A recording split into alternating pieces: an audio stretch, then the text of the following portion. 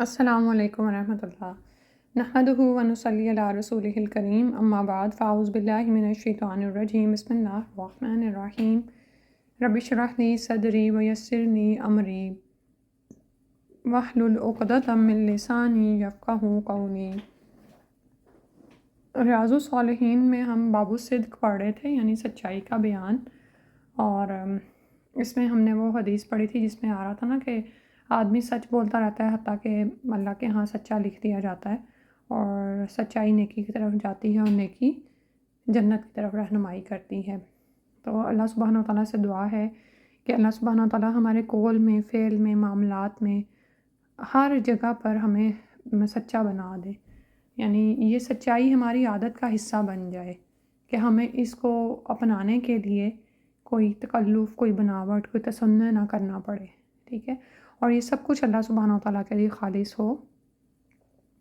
تو آج باب الصدق کی 5ویں حدیث پڑھتے ہیں، جو کہ اس سلسلے کی تو 5ویں حدیث ہے، لیکن ریاض الصالحین کتاب کی 58ویں حدیث ہے، یعنی 58 اس کا نمبر ہے۔ آئیے دیکھتے ہیں کہ اس حدیث میں کس طرح کی سچائی کی بات کی گئی ہے۔ فرمایا ان ابی ہریرہ رضی اللہ عنہ قال قال رسول اللہ صلی اللہ علیہ وسلم غزا نبی من الانبیاء صلوات اللہ وسلامہ علیہم فقال لقومہ۔ حضرت ابو ہریرہ رضی اللہ عنہ سے روایت ہے کہ رسول اللہ صلی اللہ علیہ وسلم نے فرمایا، انبیاء میں سے ایک نبی نے جہاد کے لیے نکلنے کا ارادہ کیا تو اس نے اپنی قوم سے کہا،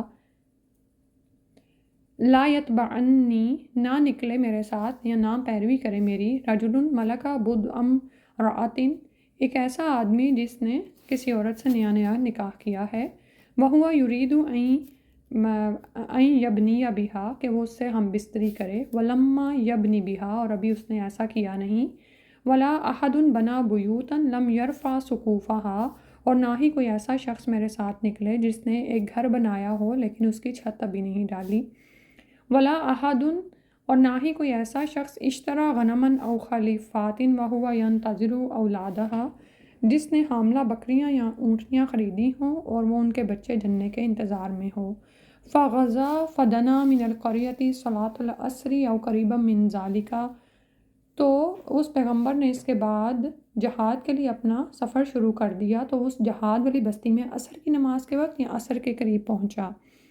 فقال للشمس، تو اس نے سورج سے کہا، انکی مامورۃ، بے شک تو معمور ہے، یعنی مقرر کردہ ہے۔ سورج ہماری زبان میں تو مذکر، لیکن یہاں پر یہ مؤنث ہے۔ عربی میں تمام یہ جو بھی اجرام فلکی ہیں ان کے لیے مؤنث ہی آتا ہے، اسی لیے آیا انکی، بے شک تم، وانا مامور، اور میں بھی معمور ہوں، یعنی میں بھی اللہ کی طرف سے مقرر کردہ ہوں اس جہاد پر۔ اللہم احبسها علینا، اے اللہ اس کو روک لے ہمارے اوپر۔ کہنے کا مطلب یہ تھا کہ اب ہم جب اتنا فاصلہ طے کر کے اس بستی تک پہنچے ہیں تو لڑائی کا فیصلہ ہو جائے، یعنی لڑائی اور اس کا نتیجہ برآمد ہونے تک اس کو ہم سے غروب نہ فرما۔ اب آپ دیکھیں نا کہ آج کل تو لائٹس اور یہ سب کچھ ہنگامہ چلتا ہی رہتا ہے، لیکن پہلے زمانے میں جب یہ صورتحال تھی تو لڑائی جو ہے وہ دن کے وقت ہی لڑائی جا رہی ہوتی تھی، رات کے وقت ایسا کوئی سین نہیں تھا۔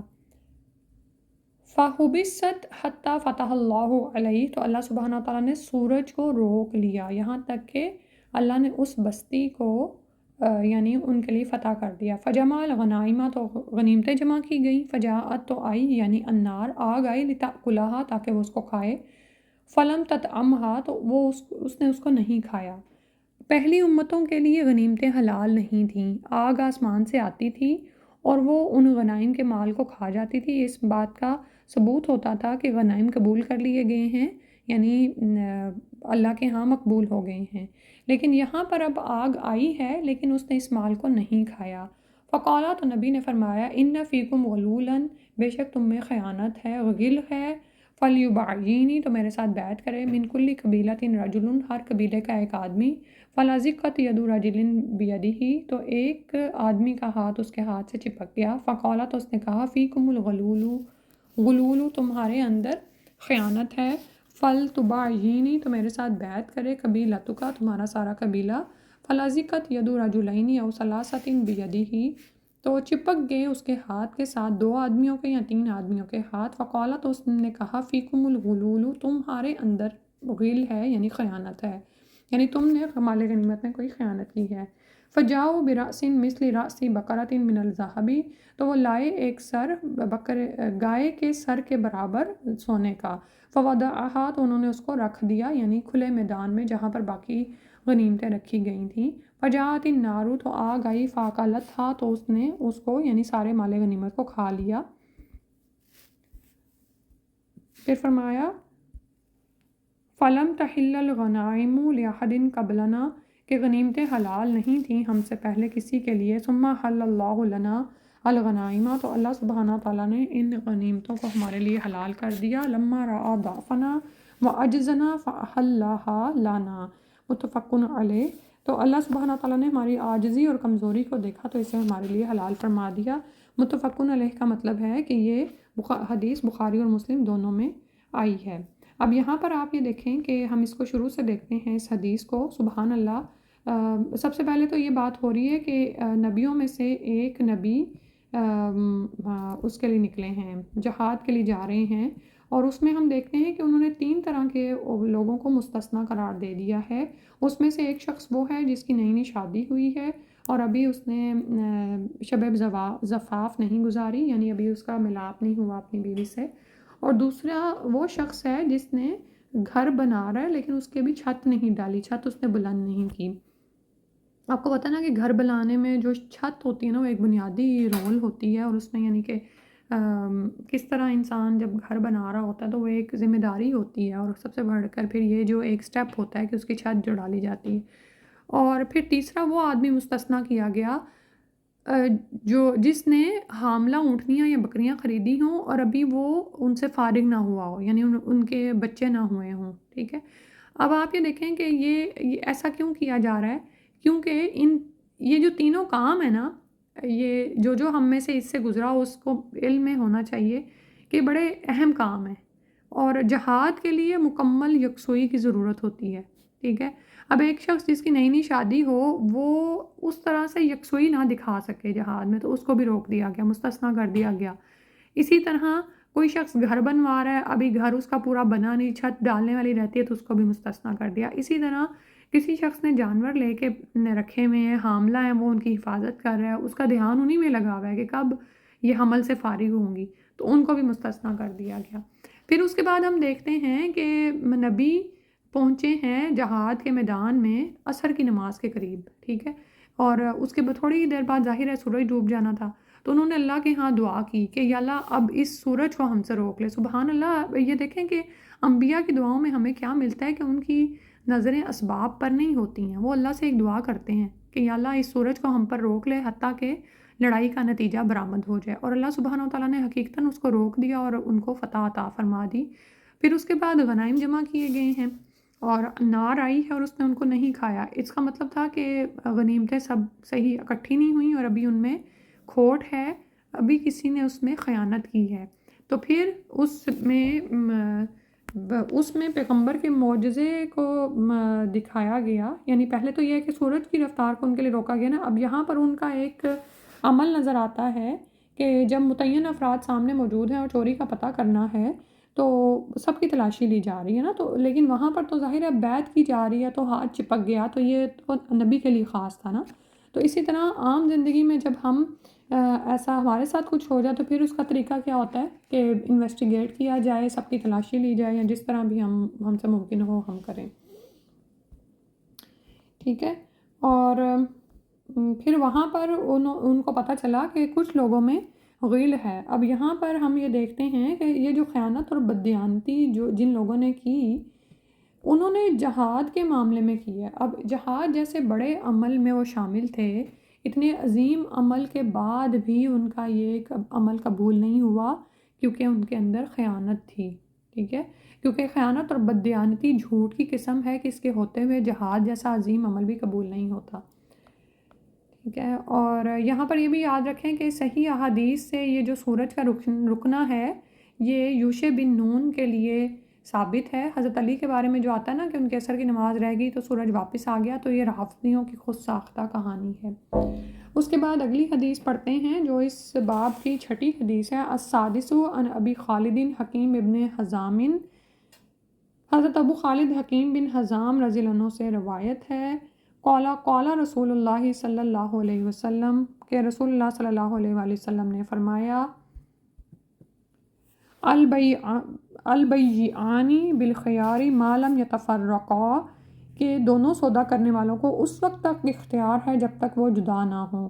فَإِن صَدَقَا وَبَيَّنَا بُورِكَ لَهُمَا فِي بَيْعِهِمَا، پھر جب وہ دونوں سچ بولیں اور چیز کی حقیقت کو صحیح صحیح بیان کر دیں، وَبَيَّنَا بُورِكَ لَهُمَا فِي بَيْعِهِمَا، تو ان دونوں کی بیع میں یعنی ان کے سودے میں برکت ڈال دی جاتی ہے۔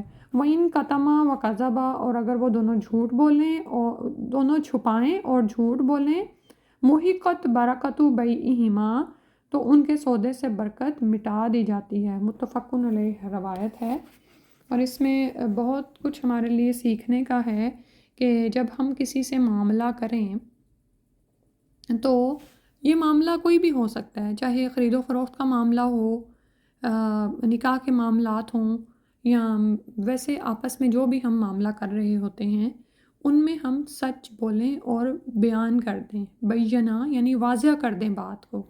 اگر آپ کوئی ایسی چیز بیچنے خریدنے جا رہے ہیں جس میں آپ کو پتہ ہے کہ عیب ہے، تو پھر آپ کیا کریں گے؟ اس کو چھپا جائیں گے تاکہ آپ کو زیادہ مال حاصل ہو جائے؟ تو یاد رکھیں کہ جھوٹ بولنے سے یا دھوکہ دینے سے مقدار میں تو مال بڑھ جاتا ہے لیکن اس کی خیر و برکت اٹھ جاتی ہے، ٹھیک ہے؟ اور یہ برکت اضافے سے بہت بہتر ہے۔ اب اس برکت کی جو فلسفی ہے یا اس کے پیچھے جو یعنی اس کا پورا ایک فلسفہ ہے، وہی جان سکتا ہے جس نے اس کو اپنی زندگی میں آزمایا ہو، ٹھیک ہے؟ لیکن عموماً ہماری نظر گنتی پہ جاتی ہے کہ اگر میں اس کو یہ چھپا کے یہ مال بیچ دوں گا اور اس کو پتہ بھی نہیں چلے گا، ظاہری دیکھنے میں یہ مال بہت اچھا ہے اور مجھے اس کے $100 مل جائیں گے، تو وہ ایک ہندسہ تو بڑا اچھا ہے، یعنی ایک فگر تو بڑی سمارٹ ہے کہ ہم اس سے خوش ہوتے ہیں کہ $100 میں میری چیز بک گئی۔ لیکن اس کے برعکس اگر ہم اس کی سچائی کو واضح کر دیں کہ اس میں یہ عیب ہے اور ہمیں اس سے $10 کم بھی مل جائے، $90 کی بھی وہ چیز فروخت ہو جائے، تو آپ یقین رکھیں کہ اس سچائی کی وجہ سے جو کہ ظاہری طور پر دیکھنے میں آپ نے اپنے $10 کا نقصان کیا ہے، لیکن اس سچائی کی وجہ سے اس چیز میں برکت ڈال دی جاتی ہے، یعنی جس مدت کے لیے اس نے یوز ہونا ہوتا ہے وہ مدت بڑھا دی جاتی ہے بعض اوقات، یا اس چیز کے گھر میں آنے سے خیر و برکتیں آتی ہیں۔ اور سب سے بڑھ کر تو یہ کہ سچ بولنے سے جو برکتیں انسان کو حاصل ہوتے ہیں وہ جھوٹ میں ہرگز نہیں ہیں۔ بظاہر دیکھنے میں چاہے فگر زیادہ ہی ہو رہے ہوں لیکن برکت اٹھ جاتی ہے، ٹھیک ہے؟ اللہ سبحانہ و تعالیٰ سے دعا ہے کہ یہ ہمیں سمجھ آ جائے۔ اور آپ یہ دیکھیں نا کہ ایمان اور عمل صالح کا باہم اسی طرح سے ہی تعلق ہے نا۔ جب ہم اعمال کے یعنی احکامات کے بارے میں پڑھتے ہیں اور پھر اس پر ہم ایمان لے آتے ہیں، ان کی فضیلتوں کے بارے میں جانتے ہیں اور پھر ان چیزوں کو اپنے عمل میں شامل کر لیتے ہیں، تو کیا ہوتا ہے کہ ان اعمال کو کرنے سے ہمیں وہ فضیلتیں وہ برکتیں حاصل ہونا شروع ہو جاتی ہیں۔ تو اس سے کیا ہوتا ہے؟ ہمارا ایمان بڑھتا ہے، پھر ہم اور علم حاصل کرتے ہیں اور ایمان یعنی اور احکامات جانتے ہیں، پھر ان کو اپنی زندگی میں اپلائی کرتے ہیں۔ تو اس طرح یہ کیا ہوتا ہے کہ یہ سلسلہ چلتا چلا جاتا ہے، اور یہ اس کی ایمان کی مثال نا یعنی کلمہ طیبہ کی جیسے کہا جاتا ہے کہ ایک درخت کی طرح ہے کہ اس کی شاخیں آسمان کی طرف اٹھتی ہیں، ٹھیک ہے؟ اور عمل صالح اس کو اوپر اٹھاتے ہیں۔